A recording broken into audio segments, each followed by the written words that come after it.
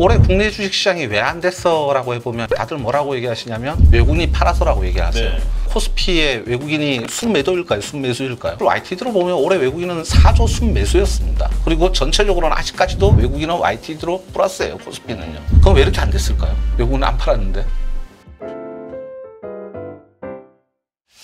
자, 센터장님이 사실 뭐 올해 방송이 처음이다라면서 긴장하는 느낌을 네. 좀 방송 전에 잠깐 대화를 통해서 느낄 수 있었는데 사실 이제 말씀을 시작하시면 아주 이제 달변처럼 설명해 주시지 않을까 기대가 됩니다. 다른 방송에서 뵐 수 없는 센터장님이시기 때문에 저희 시청자분들께서도 기대가 많으실 것 같은데요. 그러니까요. 2025년 불확실성도 크고 이슈도 많은데 가져오신 PPT, 보고서를 중심으로 설명해 주시면 많은 도움이 될 것 같습니다. 네. 네. 자, 일단 제목을 보니까 2025년은 이제 국제질서 재편의 이제 근간이다. 그리고 기술 혁신과 공급망 분절화 이렇게 주제를 잡아주셨는데, 자, 어떤 뜻으로 이렇게 좀 제목을 잡으신 건지부터 들어볼까요? 사실 지난 수년 동안 글로벌 경제나 금융시장의 가장 큰 하도가 뭘까라고 생각을 해보면 하나는 AI로 대변되는 기술혁신 사이클, 그다음에 또 다른 하나는 무역 분쟁으로 대변되는 공급망 분절화가 아닐까라는 생각이 들고요. 사실 뭐 기술혁신 사이클이나 공급망 분절화 같은 경우에는 워낙 많이 떠들었던 얘기고, 그리고 이미 시장의 투자자들도 충분히 좀 인지를 하고 계시겠지만 그럼에도 불구하고 지금 어떤 상황인지를 한번 좀 살펴봐야 될 것 같다라는 의미에서 말씀을 좀 드리려고 하고요. 네. 사실 내년 글로벌 경제나 금융시장을 관통하는 주제도 여기서 크게 벗어나지는 않을 것 같습니다. 그렇다 보니까는 저희가 그런 부분을 조금 이번 정관 전망을 할 때 좀 짚어봤었고, 그래서 그런 내용들을 좀 말씀을 드려볼까 합니다. 네.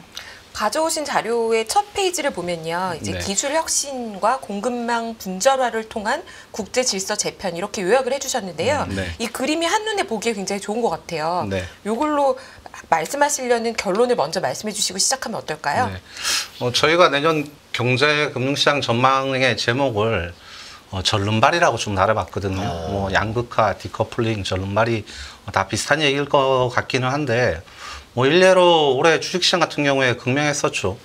미국 같은 경우에 작년에 나스닥이 제 기억에 한 40%대 올랐고요.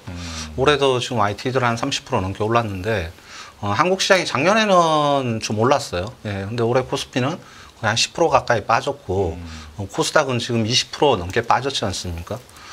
이렇게 이제 시장이 차별화가 많이 전개가 됐고, 근데 이런 배경이 뭘까라고 생각을 해보면, 그 두 가지 이유 때문이다라고 저희는 좀 판단을 하고 있어서, 네. 그래서 그런 제목을 좀 달았고요. 부연 설명을 좀 드리면은 왜 그럴까라고 생각을 해보면, 일단은 AI 기술로 대표되는 기술혁신 사이클은, 이렇게 아시다시피 미국이 지금 기술 독출을 하고 있지 않습니까? 네. 왜 그럴까라고 생각하면 저는 크게 한 3가지 이유인 것 같아요. 첫 번째로는 소위 말하는 지금 AI 기술이라는 게 기술 단위당 요구 자본이 좀 커졌다라는 거죠. 예, 뭐 엔비디아 칩 같은 경우에도 20억, 30억을 호가를 하고 있고, 고사양 반도체 HBM 양산을 하려고 그러려면 ASML의 EUV 장비나 이런 것들이 있어야 되는데, 그런 것들은 수천억을 호가를 하고 있지 않습니까? 그렇다 보니까는 소위 말하는 세컨티어 국가, 서드티어 국가, 혹은 세컨티어 기업, 서드티어 기업들이 이 AI 기술을 사실 채택하기가 만만치 않다라는 겁니다. 예. 그렇다 보니까는 지금 어떤 기술 확산 사이클이 제약이 되고 있다라는 거고요. 두 번째로는 미국이 뭐 익히 아시다시피 2010년대 트럼프 1기가 있었고, 그 다음에 바이든 정부로 넘어왔었고, 이제 트럼프 2기가 시작이 되는데, 2010년대 들어서 미국이 원래 잘하는 게 이제 기술의 하이엔드 쪽이죠. 네, 설계라든가 디자인 이런 쪽을 잘하고, 이런 것들을 미국이 이제 주로 해외에 넘겨주고, 그러면서 이제 지식재산권을 수취하고 이랬었는데, 미국이 사실상 그때부터 기술 이전을 안 해주고 있다라는 겁니다. 즉 기술 장벽의 수위를 굉장히 좀 높였다라는 거고요. 그리고 또 미국의 대항마 국가가 거의 사라지고 있죠. 네. 뭐 중국 엄청 때리고도 있지만, 사실 미국의 빅테크 플랫폼 기업들 같은 경우에는 팬데믹 이전 사이클부터 워낙 이제 수익을 많이 올렸었고 했었는데, 이런 쪽을 규제하려고 했었던 것들이 EU 회원국이었습니다. 그때 이제 글로벌 디지털세라는 걸 논의를 한참을 했었습니다. 미국의 빅테크 기업들이 바깥에서 매출을 올리는데 그 국가에서는 세금을 하나도 안 낸다. 뭐 사실 한국의 구글도 인앱방식으로 들어와서 여기서 수익을 엄청 올리고 있는데 세금은 안 낸다. 그래서 이 디지털세라든가 이런 것들을 부과하자라고 했었는데, 아시다시피 러시아 우크라이나 전쟁 이후에 유럽이 문제가 생겼고요. 에너지 문제 때문에 미국에 가스에 의존할 수밖에 없었고, 그다음에 미국의 무기에 의존할 수밖에 없었고, 그렇다 보니까는 미국의 어떤 기술 독주를 견제할 세력들이 사라졌다라는 거죠. 예. 그래서 소위 말하는 어떤 기술 혁신 사이클은 처음에 돈 있는 기업들이 먼저 B2B 투자를 하고, 그다음에 이게 이제 기술의 대중화가 서서히 전개가 돼야 돼서, 뭐 IT로 치면은 처음에는 서버 클라우드를 했다가 그게 소프트웨어로 갔다가 세트로 갔다가 그다음에 이제 뭐 다른 산업 로봇이나 이런 쪽으로 이제 넘어가야 되는데 그런 것들이 지금 원만하게 전개가 되고 있지 않다라는 거죠. 그렇다 보니까는 미국 기업들이 어떤 기술 독식을 하고 있고 미국 기업들만 수혜를 보고 있고 사실 세트를 잘하는 한국 같은 경우에는 낙수 효과가 매우 제한되고 있고 기술 전파가 안 되다 보니까요. 이런 것들이 이제 주식시장이나 실물 경제에 극명한 차이를 가져왔는 거 아닌가라고 또 첫 번째로 진단을 하고 있습니다. 예. 저 혼자 그러면- 계속 떠드는 것 같은데 말씀을 주세요. 네, 예. 그러면 네. 지금 미국이 주도하는 이 기술 혁신, 네. 이 독주는 네. 25년에도 더 강화되고 한 번 네. 더 도약을 할 거라고 보시는 만만치는 않을 것 견해이실까요? 같아요. 네. 왜냐하면 뭐 트럼프 정부가 하고 있는 것들이 뭐 어떤 것들이 들어올지는 모르겠지만 사실은 이제 바이든 정부 때는 안보라는 거 아니면 미국의 시장을 줄게 해가지고 자기가 어떤 기술 열의에 있는 산업들까지도 세팅을 하려고 했었던 거지 않습니까? 네. 그러다 보니까 뭐 공급망도 확충을 하겠다라고 해서 한국이나 미국이 못하는 반도체라든가 아니면 2차 전지나 이런 것들을 이제 미국에 보조금을 받고 이제 들어갔었던 거죠. 근데 트럼프는 이 보조금 방식이 아니라 뭐 자기가 제일 사랑하는 단어는 관세라고 하면서 예. 벌금을 부과하는 방식이죠. 안 들어오면 우리 시장에 못 팔아. 결국 들어와야 돼. 이런 식으로 가고 있는데 방법은 오히려 바이든에 있었을 때는 한국에 일단은 좀 수혜라도 볼 수 있었어요. 당장은 보조금이라도 받고 들어가는 거니까. 근데 이제 트럼프 정부에서는 그게 아니라 페널티를 물리겠다라고 하니까 그렇다고 해서 안 들어갈 수도 없고 이런 상황이 전개되다 보니까 내년에도 뭐 일단은 만만치 않을 것 같다라는 생각은 좀 듭니다. 예. 자, 일단은 미국의 큰 축에서 미국과 그 미국을 견제할 수 있는 세력에 대해서 이렇게 네. 두 가지 축을 잡아놓고 말씀을 해주시고 계신 건데 일단 네. 미국 쪽 설명을 간략하게 들어봤고요. 네. 그렇다면 이제 반대편은 사실 중국 아니겠습니까? 네. 중국은 지금 상황이 어떻습니까? 말씀드린 대로 이제 두 번째 주제가 무역 분쟁, 공급망 분절화일 것 같아요. 사실 뭐 트럼프 정부, 바이든 정부 들어와서 이 수위도 굉장히 많이 높였어 왔었지 않습니까? 그런 가운데 이제 중국은 물건을 팔 데가 없다 보니까는 중국의 가행 투자 문제가 불거졌었고 지방 정부 부채 문제가 불거졌었고 이러한 가운데 중국이 내수 침체가 심화됐고 그 가운데 더 큰 문제는 중국에서 자본 유출이 본격적으로 일어났었다라는 겁니다. 뭐 한mon이라는 것들은 이미 2010년대 내내 빠져나갔었고요.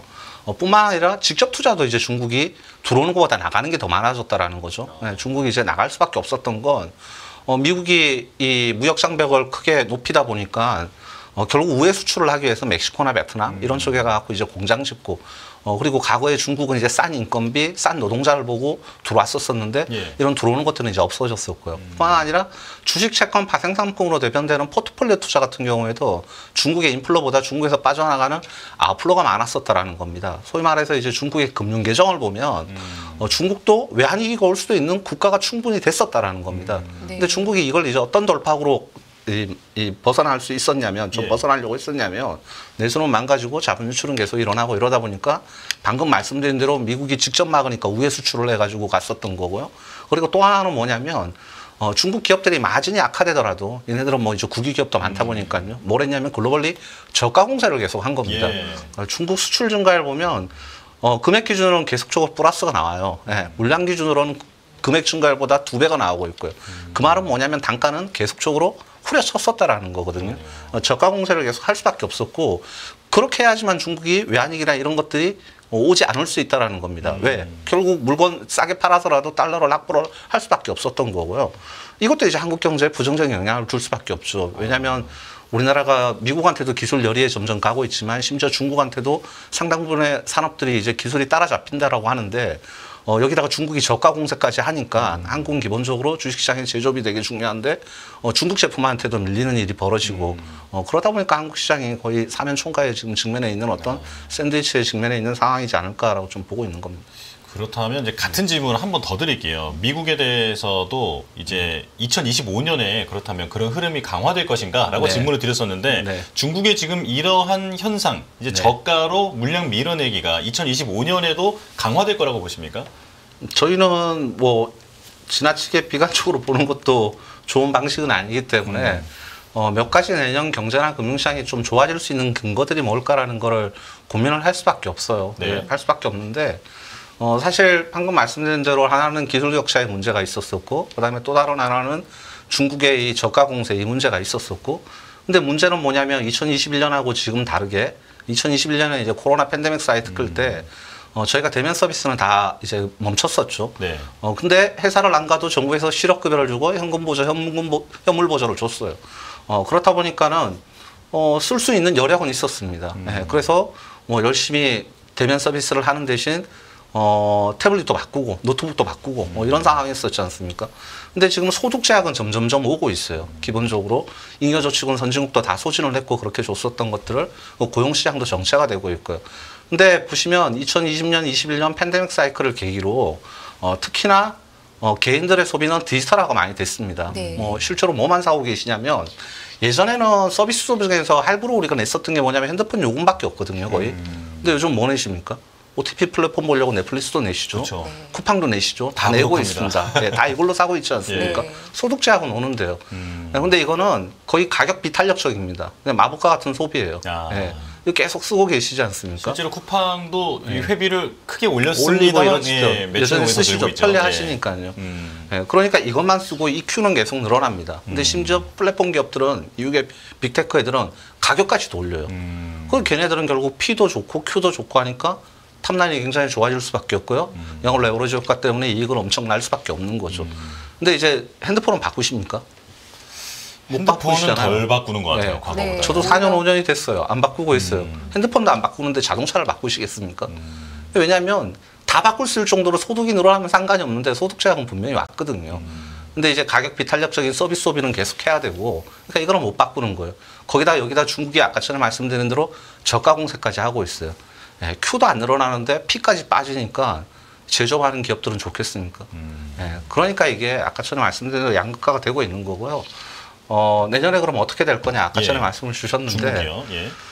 일단은 중국 먼저 보면 뭐 어찌됐건 올해 상반기까지는 중국이 부양책에 대해서 굉장히 소극적이었어요. 예, 글로벌리 저가 공세만 굉장히 공격적으로 했었는데 중국도 더 이상은 이제 안 되겠다라고 판단을 하고 있는 것 같고 그렇다 보니까 올해 하반기 들어서 막대한 부양책을 했었죠. 예. 뭐 이렇게 아시다시피 금리 인하라든가 지준율 인하라든가 그다음에 과거 연준이 했었던 것처럼 뭐 중국이 민은행이 실질적으로 기업의 주식을 사가지고 그걸 이제 중국 인민은행 어음이나 이런 것들로 바꿔주고 실질적으로 뭐 양적 완화 비슷한 것들을 하게 됐었던 거고요. 막대한 재정 부양책도 이제 투입을 하겠다라고 하는 상황이죠. 뭐 이런 것들이 지금 최근에 중국 상해 종합 지수를 3,300, 400까지 이제 올리고 이랬습니다. 이렇게 좀 주가가 올라오게 되면 중국에서 자본 유출은 좀 멈출 가능성도 있고요. 사실은 뭐 중국 시장이 안 될 것 같아. 그래 갖고 계속 빠져나갔던 것들이 멈출 가능성도 있고 이렇게 좀 주가가 올라오고 뭐 부동산 시장이 좀 괜찮아지고 하게 되면 중국 내수가 좀 살아날 요인도 있겠죠. 네, 그렇게 되면 굳이 역마진을 보고 나서 계속적으로 물건을 글로벌리 저가에 공급을 해야 되느냐. 캐션 마크가 좀 생길 수 있을 거라는 겁니다. 왜? 친해도 내수로 충분히 감당이 가능한데 예, 그렇게 되면 중국의 경제도 좀 살아나겠지만 글로벌리 중국이 줬었던 어떤 부정적인 영향, 한국에 줬었던 어떤 부정적인 영향 이런 것들이 좀 완화될 가능성이 있지 않을 거라고 보여지고요. 적어도 내년 상반기까지는 일러 보입니다. 예. 구조적으로 경제가 문제가 생겼었는데 금방 돈 푼다라고 하고 금방 경제가 올라오는 건 아니겠죠. 근데 내년 상반기로 가면서 중국의 여건이 좀 나아지면 하반기로 가면서는 중국 펀더멘탈도 펀더멘탈이지만 한국한테 주는 어떤 부정적인 영향도 좀 완화되지 않을까라고 생각을 해볼 수 있는 거죠. 그 지금 가져오신 자료의 13페이지를 보니까요. 네. 이제 중국이 그래서 지금 글로벌 사우스를 공략하고 있다. 네. 이제 미국 관세 인상으로 우회 수출을 하고 네. 그리고 글로벌 사우스를 공략해서 보여주신 차트를 보니까 실제로 그 중남미와 대양주, 아프리카 이런 쪽에서의 중국의 점유율은 계속 올라가고 있어요. 뭐 거의 전체 수출 점유율에서 거의 60%가 가까이 왔죠. 네, 거의 대륙을 다 먹어가고 네. 있는데 네. 이 추세가 계속 될 거라고 보십니까? 중국 입장에서는 그쪽을 공략할 수밖에 없고요. 네. 이게 이제 전체 중국의 수출의 점유율이에요. 비중이에요, 사실은요. 그렇죠. 네, 근데 어찌됐건 간에 미국 쪽은 계속 막힐 거고 유럽도 심지어 중국을 좀 막아보려고 하고 있고 이러기 때문에 중국의 글로벌 사우스 공략은 이제 뭐 피할 수밖에 없을 거, 계속적으로 늘어날 수밖에 없을 거고요. 시장이 이제 여기만 남은 건가요? 그럼 그들 입장에서? 뭐 그럴 수는 있겠죠. 근데 그렇다고 해서 미국 시장을 안 들어가야 되겠습니까? 들어가기는 해야 되니까 뭐 우회 수출을 하는 방식의 이런 것들도 계속 할 건데 뭐 트럼프가 이제 그것도 막으려고 하는 거지 않습니까? 네. 사실 뭐 트럼프가 그게 제일 궁금한 부분입니다. 네. 트럼프는 이 상황을 그냥 네. 두고 보진 또 않을 것 그렇죠. 같아요. 네. 그렇다면 트럼프는 여기서 어떤 조치를 취할 수 있고 어떤 네. 변화가 있을 수 있다고 보시나요? 그래서 트럼프가 취임하자 얘기하는 게 USMCA부터 뜯어고쳐야 된다라고 얘기를 하고 그러니까 캐나다나 멕시코에 대해서 뭐 25% 관세를 네. 추가로 인상을 하겠다라고 하는 게 두 가지 이유죠. 하나는 중국의 우회 수출 그리고 또 다른 하나는 히스패닉, 라틴 인구들이 계속적으로 불법 이민자를 형태로 들어오니까 이걸 막겠다라고 하고 뭐 심하게 얘기하면 캐나다한테 51번째 주가 될래 이런 얘기도 했다라고 얘기를 하는데 네. 뭐 그렇게 이제 수위를 계속적으로 높일 거고요.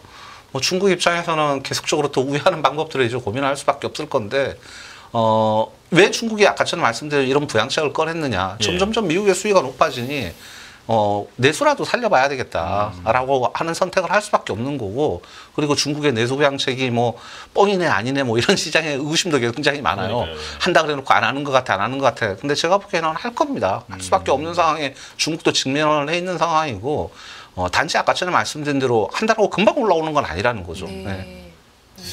그런데 이제 말씀해주신 그런 이제 뻥이라고 하는 말하는 이제 네. 뻥이라고 하는 그 우려가 있지 않습니까? 네. 중국이 그런 천문학적인 규모의 경기 부양책을 할 거라고 예상은 했는데 막상 네. 보니까 네. 부채 관리에 조금 더 집중해 있는 측면이 있었잖아요. 네. 요건 네. 어떻게 보십니까?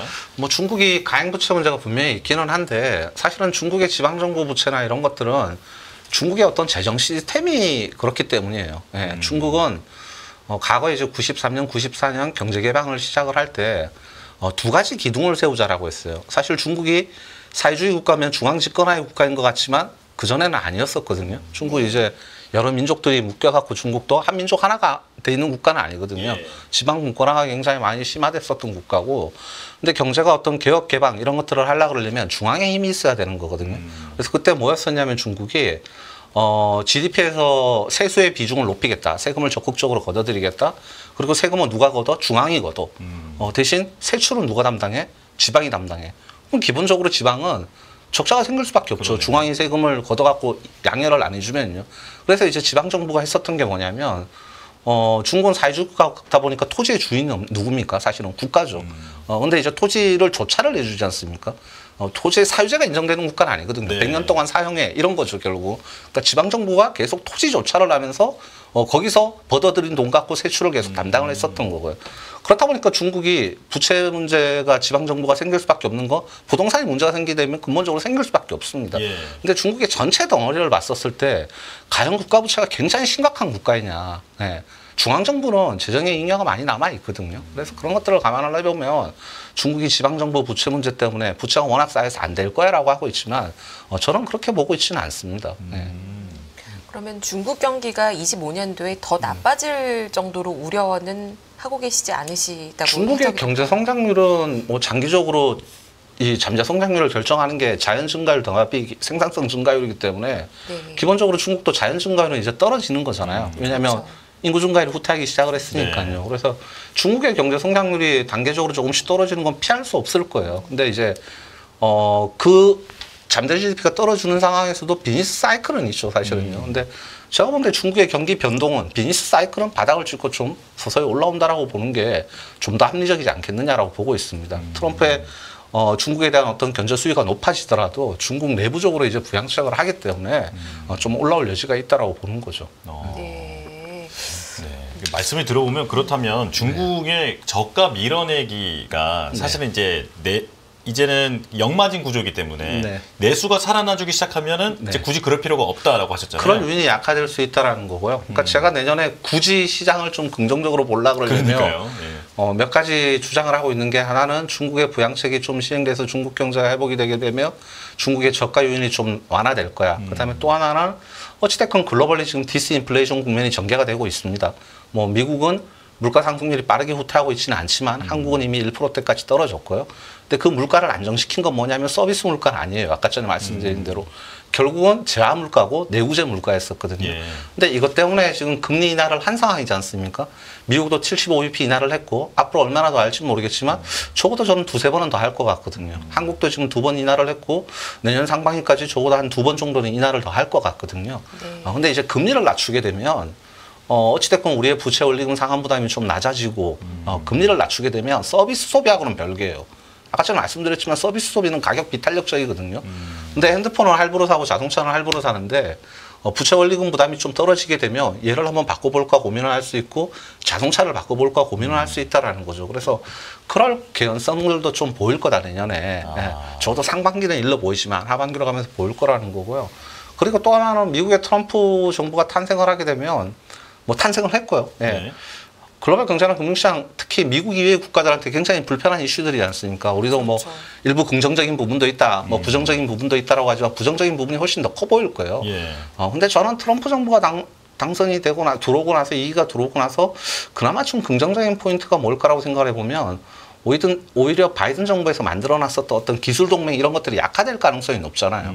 예, 보조금 안 주고 이제 때리고, 네. 예, 그리고 사실 피하 식별도 안 할 가능성이 높고요. 예, 예를 들어서 뭐 한국, 대만, 일본을 열심히 이용했었는데 한국 같은 경우에 자기 일기 때는 대미국 무역 흑자가 그러니까 미국 입장에서는 대한국 무역 적자가 연 200억 달러도 안 됐는데 지금 바이든 정부 때 600억 달러 왔어요. 네. 그러니 방위비 100억 달러 내려고 할 수 있겠죠. 베트남도 마찬가지예요. 베트남이 아니라 대만도 마찬가지예요. 네. 마찬가지인데 이렇게 이제 뭐 피하 식별 안 하고 마구 때리게 되면 소위 말하는 각 세컨티어, 서드티어 국가들은 미국의 이런 기술 동맹을 깨려고 하는 움직임이 생기게 되면 반대로 합종 연행을 할 유인은 더 커지지 않겠느냐라는 겁니다. 예. 그래서 기술 동맹은 좀 약화되는 게 오히려 낫다. 왜냐하면 그래야만 소위 말하는 기술 사이클이 좀 확산될 가능성이 있다라는 거죠. 예, 그래서 그런 것들도 약간 긍정적인 포인트로 보고 있고요. 그리고 기술 사이클이라는 건 어찌됐건 속도의 문제이지 예. 서서히 진행은 될 거예요. 네. 소위 말하는 B2B에서 와서 어떤 B2C 사이클, 세트 사이클로 전개가 될 건데 미국도 최근에 보면 주로 이제 B2B 쪽만 많이 했었다가 내년에는 미국도 세트 투자라든가 소프트웨어 투자라든가 이런 것들을 이제 좀 할 거라는 거예요. 예. 그리고 그런 것들을 해야지만 사실 한국은 낙수 효과를 좀 기대해 볼 수 있습니다. 그러니까 스마트폰이 팔려야지 한국이 기대를 해볼 수 있는 거고 PC가 팔려야지 기대해 볼 수 있고 이런 거지. 예, 서버 클라우드가 된다고 해서 한국 기업들이 수혜를 보는 건 그렇게 만만치 않죠. 물론 HBM을 좀 수혜를 보고는 있지만요. 예, 그래서 그런 사이클들이 내년 하반기 정도에는 좀 오지 않을까라고 기대를 해보고 있는 겁니다. 그렇군요. 예. 자, 지금 트럼프 얘기로 이제 넘어가서 자연스럽게 그쪽에 대해서도 질문을 드려야 될 것 같은데, 그러니까 이제 원래 드리려고 했던 질문은 트럼프 리스크 이런 얘기 많이 하지 않습니까? 네. 그것 때문에 지금 우리 증시와 경제는 부정적인 영향이 많이 올 것이다라고 네. 얘기를 이제 많이 하고 있는데 일단은 긍정적으로 해석할 수 있는 부분부터 먼저 말씀을 네. 해주셨어요. 그렇다면 이제 가장 걱정되는 정말로 실제로 트럼프 2기 정부가 출범하고 나서 우리에게는 어떤 영향이 있을 것인가? 네. 우리에게는 좀 어떤 도전 과제가 될 만한 게 뭐가 있다고 생각하시는지 좀 듣고 싶습니다. 많은 것들이 걱정스럽습니다. 사실은 뭐 반도체 가학법이라든가 아니면 인플레이션 감축법이라든가 이런 것들을 실제로 폐기를 하거나 뭐 일부 폐기를 할 수도 있다 아니면 부분 수정을 할 거다 뭐 갑론을박은 많이 되지만 사실 폐기를 하거나 이렇게 되면 우리 보조금 준다라고 열심히 지금 들어가고 세팅하고 있는데 그런 것들이 어느 순간 무용지물이 될 가능성도 있고 물론 들어간 상황에서 기업들은 계속 들어가야 되겠죠. 근데 보조금을 받고 들어가는 거하고 안 받고 들어가는 거하고는 뭐 기업 입장에서는 천지 차이지 않습니까? 그렇죠. 예, 그래서 그런 것도 충분히 부담이 될 거고요. 그다음에 아까 전에 말씀드린 대로 방위비 예비 저는 트럼프가 충분히 할 가능성이 있다라고 보여져요. 내가 일기 때는 이거밖에 한국에서 무역 적자 안 받는데 왜 이렇게 커졌어? 뭐 한국에서 이만큼 니네들이 우리한테 이득 봤으면은 그중에 100억 달러네 이런 얘기도 충분히 할 공산이 있다라고 좀 보여지고요. 예. 안보에 대한 대가로 지불하라고 할 가능성이 있고 뭐 전반적으로 불편한 얘기들은 굉장히 많이 커질 거라고 보여집니다. 네. 그럼 이제 구체적으로 하나 좀 여쭤볼게요. 그럼 네. 반도체 지원도 이제 칩스법을 좀 바꾸겠다 뭐 네. 이런 얘기 하고 있지 않습니까? 네. 요거에 대한 어떤 좀 구체적인 지금 어떤 현재 우리에게 오고 있는 영향 같은 게 있을까요? 뭐 당장은 직접적인 건 없는데 우리도 지금 가서 공장을 짓고 있는 상황이니까요. 예, 짓고 있는 상황이긴 한데 만약에 바꾼다 그러면 어떻게 될까에 대해서 한번 좀 생각을 해봐야 될 거고요. 예. 예, 보조금 지어주는 대가로, 보조금 주는 대가로 가고 있는데, 보조금을 안 준다 그러면 이제 내 돈 다 생으로 다 들어가고 가야 되고, 그러니까요. 들어가는 순간 장기적으로 어찌됐건 기술 유출은 일어나기 시작하는 거거든요. 시설이 다 거기 있잖아요. 그렇죠. 네. 그걸 감당을 하고 가는 거고, 심지어 이제 미국인들 채용해야 되는 상황이고 이렇기 때문에, 근데 그걸 감당하고서라도 어떤 보조금도 받고 장기적으로 미국 시장이라는 걸 보존받고 들어가겠다라고 한 거였었는데, 일단은 뭐 보조금 안 주는 건 기업 입장에서 직접적으로 피해일 거고요. 예를 들어서 뭐 우리나라 2차 전지 업체들 지금 다 실적 마이너스지 않습니까? 그나마 플러스 나오는 게 그 보조금 때문에 플러스 나오는 것처럼 보이는데, 예, 이것도 이제 없어지면 뭐 기업들은 점점점 힘들어질 가능성이 있고, 뭐 부정적인 영향은 굉장히 클 거라고 보여집니다. 근데 예. 이제 우리가 또 반대로 해석을 하죠. 과연 트럼프가 그렇게 할 수 있겠어? 왜냐하면 이번에 스윙 스테이트 지역에 가 있는 그쪽으로 한국의 공장들이 많이 가는데, 거기에 뭐 상하원들이나 아니면 주지사들이 오케이 다 동의를 하겠어? 그러니까요. 쉽지 않을 거야 이런 얘기를 하고 있는데, 과거에 트럼프 일기 때 보면 자기가 내뱉었던 말들은 상당 부분 속도의 문제이지 간 경향이 많이 있거든요. 공약 이행률이 꽤 높은 편이라면서요. 네, 네. 예. 그렇다 보니까, 그리고 할 수 있는 방법들도 여러 가지가 있고요. 미국에 뭐 예산 조정 제도도 있고, 뭐 패키지 법안 이런 것들도 만들면 돼요. 예를 들어서 민주당이 동의해 줄 것 하고 이거 하고, 예, 인플레이션 감축법이나 반도체 갖고 폐기하고 묶어버리면 하나 주고 하나 받는 거기 때문에, 아니면은 트럼프가 잘하는 또 이제 행정명령, 예, 이런 것들을 통해서 기존의 입법도 충분히 바꿀 여지는 있다라는 겁니다. 그렇군요. 예. 예. 트럼프의 정책이 지금 서서히 내려간 물가를 다시 재자극해서 네. 인플레이션이 다시 재발할 수 있다라는 우려에 대해서는 어떻게 보십니까? 저 동의하는 바입니다. 그래서 저희 주제도 내년에 그냥 글로벌 전체적으로 봤었을 땐 중성장, 중물가, 중금리 시대일 것 같다라고 생각을 하고 있고요. 네. 트럼프의 뭐 관세라든가 트럼프의 이런 무역 장벽의 수위는 기본적으로 공급발 인플레이션을 자극할 가능성이 있고, 거기다가 제가 주장하는 대로, 저희 하우스가 주장하는 대로 내년 하반기로 가서 조금 더 글로벌 경제 여건이 좀 나아진다라고 네. 하면, 그런 것들도 특히 제화물가, 예를 들어서 중국의 저가 공세 유인이 약화되거나 글로벌리 이제 제화 소비가 좀 살아난다라고 하면, 그동안 제화물가 안정 때문에 어찌됐건 물가가 많이 안정이 됐지 않습니까? 네. 그래서 이런 부분들이 다시 좀 리스크로 재발할 가능성이 있다라고 보여져서, 그래서 내년에 글로벌 경제가 리세션으로 가진 않겠지만, 네. 그래서 중성장이라고 보고 있는 거고요. 대신 물가도 빠르게 하향 안정화되는 건 이젠 더 이상 어렵다. 그래서 중물가라고 보고 있는 거고, 이러면 금리도 중금리가 맞지 않겠어? 뭐 미국이 2, 3개월 전만 하더라도 미국의 기준금리는 내년 연말 뭐 3% 이런 주장이었었는데, 지금 이제 거의 쑥 들어갔잖아요. 그렇죠. 예, 뭐 4%가 될 수도 있다, 아니면 3% 후반이 될 수도 있다. 저는 그게 좀 더 합리적이지 않을까라고 보여집니다.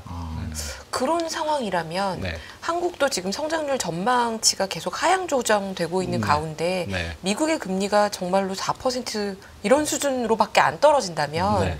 그러면 한국의 경제는 네. 어떻게 전망을 해야 될까요? 그러니까 뭐 구조적으로 한국 경제가 어렵다라는 건 뭐 부인할 수 없는 사실이고요. 장기적으로 한국의 성장률이 이제 2%도 이제 버거워지는 국가가 되고 있는 것도 분명히 맞는 사실인 것 같고, 사실 정책의 여력을 제한하는 부분도 있죠. 이번에 다행스럽게도 이제 뭐 금통위에서 먼저 달리기는 했는데, 우리나라 내수 경제만 보면 더 밑으로 가야 되는 건 분명히 맞아요. 근데 네. 팬데믹 이전 사이클하고 지금하고 이제 다른 게, 그때는 미국 금리는 제로였고 한국은보다 높았었는데, 지금은 이제 완전히 역전이 돼 있는 상황이지 않습니까? 거기다가 최근에 이 비상계엄 이슈 때문에 이제 환율까지도 올라가 버렸고, 뭐 이렇다 보니까 환율이 올라가면 또 수입 물가를 자극하고 이런 부분들도 있고, 또 우리가 미국 대비 더 금리를 빠르게 낮추게 되면 이 금리 역전이 더 심화되면서 이런 것들이 또 원화 약세 압력으로 작용할 수도 있고, 그래서 점점 만만치 않은 상황인 것 같긴 합니다. 그렇다 보니까 어찌됐건 경기 부양을 하려고 그러려면 정부가 조금 더 빨리 움직여야 되는 거 아닌가라는 생각은 좀 들어요. 예. 사실 이번 금통위에서 네. 서프라이즈였다라는 반응이 더 많지 않습니까? 깜짝 그렇죠. 금리 인하였다라는 반응이었고, 네. 실제로 채권 시장은 네. 그거를 빠르게 반영하면서 3년물, 10년물 다들 지금 2.6%대인가요? 네. 네. 상당히 많이 내려와 버렸어요. 네. 네. 그럼 앞으로 추가로 금리 인하를 한다고 하더라도 네. 네. 채권 금리 기준으로는 더 내려갈 여력이 많지 않아 보이는데, 네. 이런 가운데 한국은 어떻게 경제 경로가 어떻게 될 거라고 보시나요? 말씀하신 대로 뭐 시장 금리라고 하는, 우리가 이제 국채 시장은 룸이 그렇게 많지는 않겠지만, 네. 기준금리를 낮추게 되면 뭐 회사 채권도 최근에 많이 빠지기는 했어요. 네. 근데 이 시장 금리가 우리가 다 준거 금리는 아니지 않습니까? 네.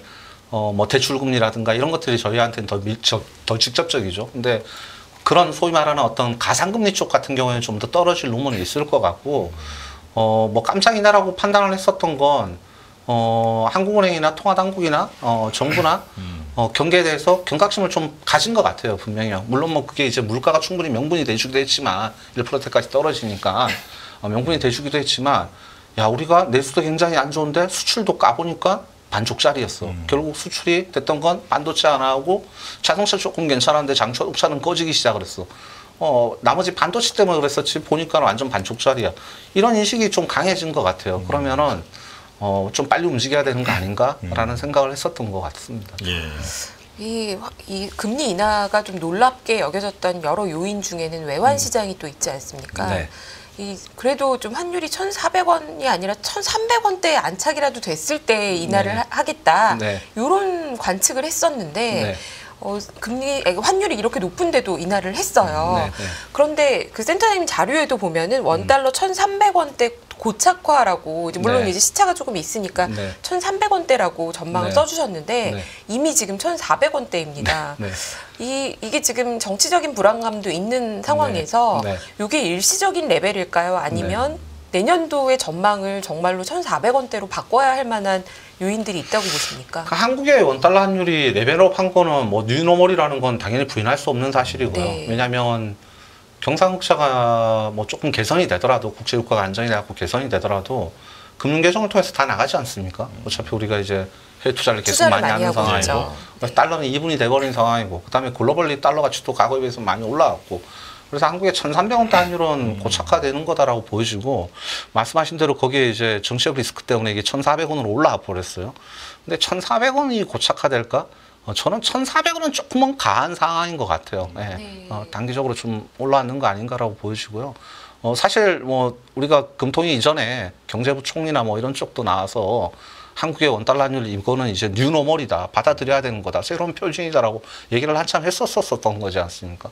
그렇다 보니까 그 부분에 대해서는 일단은 통화당국자들이 일단은 뭐 조금은 뒷전으로 냅둬도 될 것 같다라고 생각을 했었던 것 같은데 하고 나서 또 이게 또 우연찮게도 이런 리스크가 불거져 가지고 이렇게 올라와 버리니까 결국은 또 괜히 금리 먼저 낮춰갖고 올라간 거 아니야 이렇게 호도될 가능성도 좀 있어 보이기는 합니다. 예.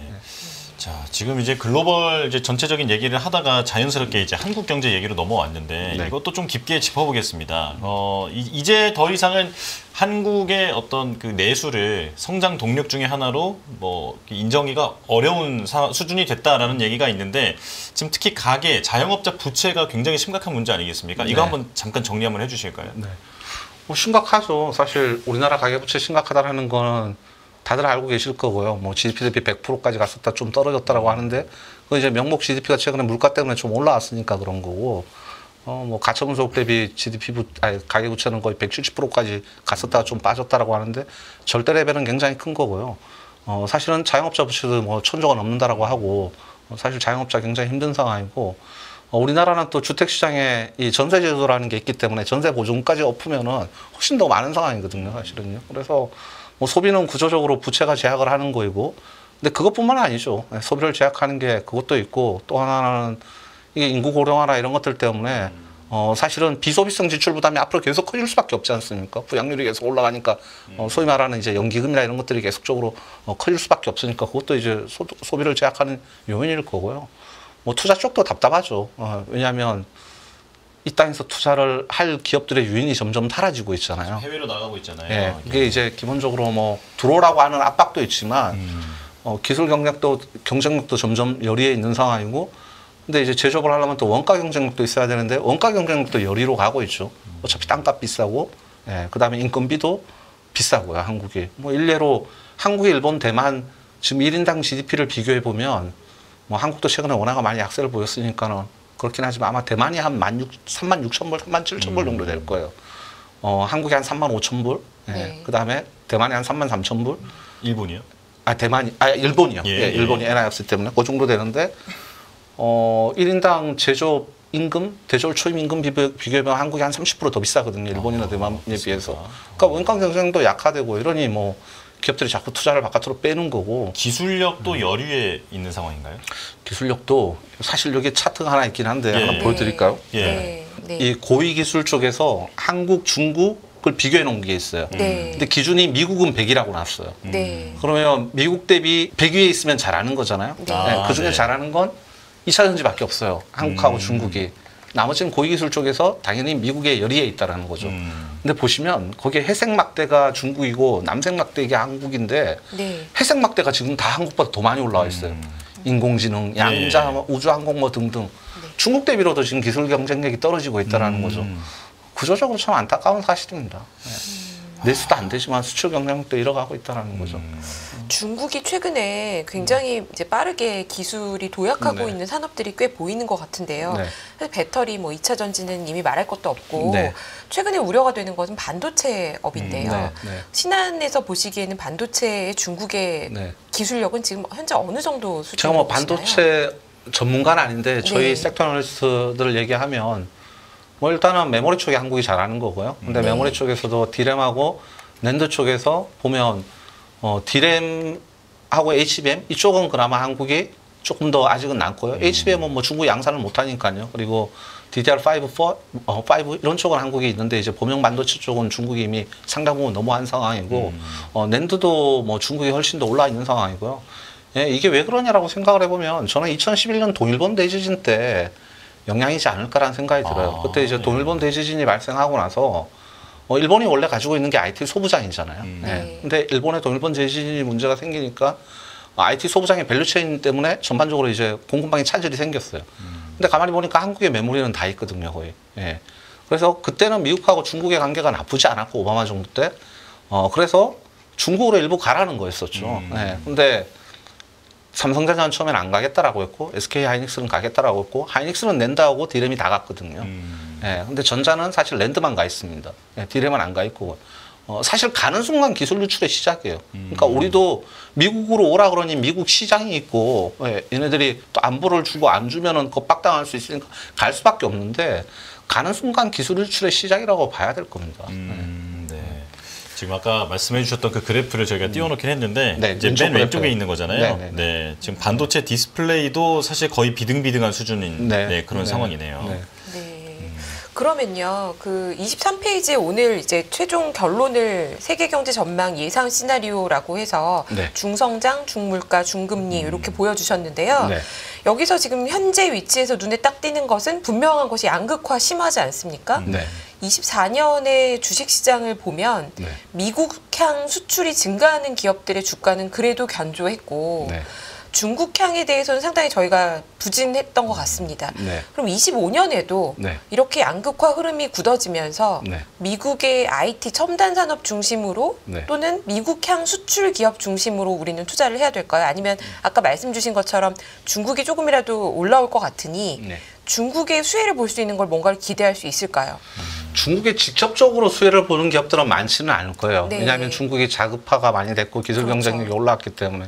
근데 간접적인 수혜를 볼 수는 있는 거예요. 중국의 내수가 좀 살아나면 얘가 글로벌리 저가 공세를 할 유인이 떨어진다, 약화된다. 네.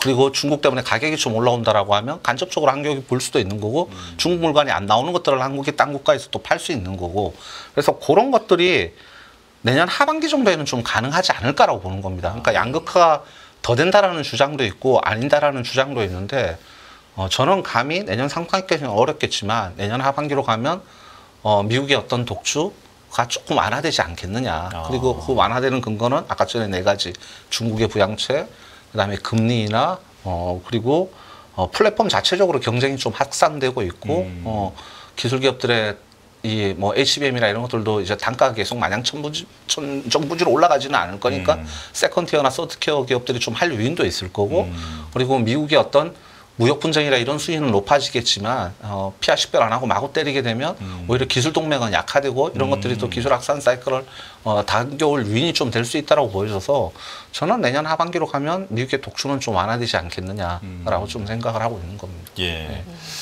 자, 이제 한 40분 동안 이제 매우 집중적으로 이제 경제 전망에 대해서 말씀해 주셨는데 마지막으로 그냥 네. 저처럼 이제 주식근 짧은 사람이 여쭤볼 수 있는 거 하나 여쭤보겠습니다. 내년 우리 증시 그래서 올해보단 좋은 건가 어떻게 보십니까? 근데 사실 지금 한국 시장이 장국가 매력으로 보면 PBR이 0.9배도 안 된다라고 하지 않습니까? 예. 뭐 PR도 9배도 안 되고요. 가격 매력은 분명히 있는 시장인 것 같아요. 예, 근데 올해 국내 주식 시장이 왜 안 됐어라고 해보면 이제 수급 측면에서 보면 다들 뭐라고 얘기하시냐면 외국인이 팔아서라고 얘기하세요. 네. 근데 YTD로 보면 코스피의 외국인이 순매도일까요? 순매수일까요? 당연히 매도 아닙니까? 예. 사실 YTD로 보면 올해 외국인은 4조 순매수였습니다. 매수라고요? 예. 어. 상반기에는 한 22조 정도 외국인이 샀었었고요. 예. 예. 하반기에 18조를 팔았습니다. 상반기는 뭐 밸류업이나 이런 것들도 있었었고, 네. 근데 하반기 18조 중에서 삼성전자를 얼마 팔았냐면 거의 한 17조 정도 팔았어요. 뭐 전자 빼고 나면 외국인은 그렇게 많이 팔지 않았습니다. 그렇군요. 그리고 전체적으로는 아직까지도 외국인은 YTD로 플러스예요. 코스피는요. 그럼 왜 이렇게 안 됐을까요? 외국인은 안 팔았는데. 그러게요. 우리가 국장 투자 안 했지 않습니까? 다 같지 않습니까? 근데 해외 그건 투자가 합리적인 그러니까. 선택이에요. 왜냐하면 예. 한국보다 쟤네들이 뭐 이익도 높을 것 같고, 그다음에 배당도 우리보다 쟤네들이 더 잘 해주고 있고, 심지어 뭐 채권 쪽도 국내 금리보다 미국 금리가 높고, 그쵸. 그러니까 우리는 합리적인 선택을 한 거거든요. 예. 근데 어찌됐건 간에 외국인이 한국 시장 그렇게 팔진 않았다. 예. 근데 개인들이 많이 떠나갔다라는 거고요. 근데 개인들이 당장 돌아올까요? 제가 보기엔 금방 안 돌아올 것 같거든요. 예. 왜냐하면 개인은 가격을 보고 사지 않고 추세를 보고 사요. 예.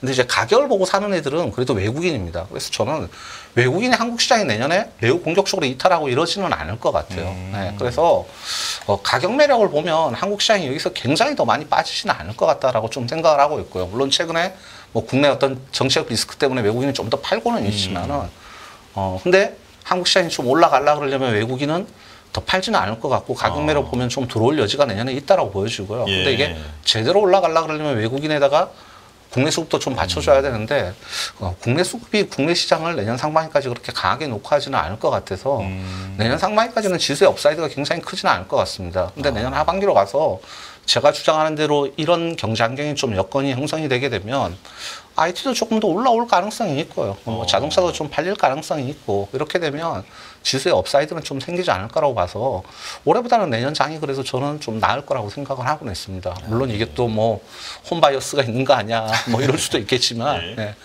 그렇게 좀 생각을 하고 있습니다. 알겠습니다. 자, 지금 이제 내년 경제 전망에 대해서 미국과 중국이라는 그 두 대국을 중심으로 큰 축을 해서 설명을 쭉 해주셨는데요.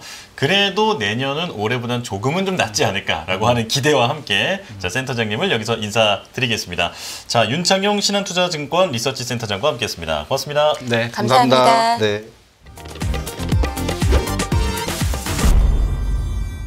안녕하세요, 이승입니다. 더 많은 영상을 보고 싶으신 분들은 화면 오른쪽에 있는 구독 버튼을 눌러주시기 바랍니다. 그리고 영상을 보시면서 좋아요는 필수인 거 아시죠? 항상 인포맥스 라이브를 사랑해주셔서 감사합니다.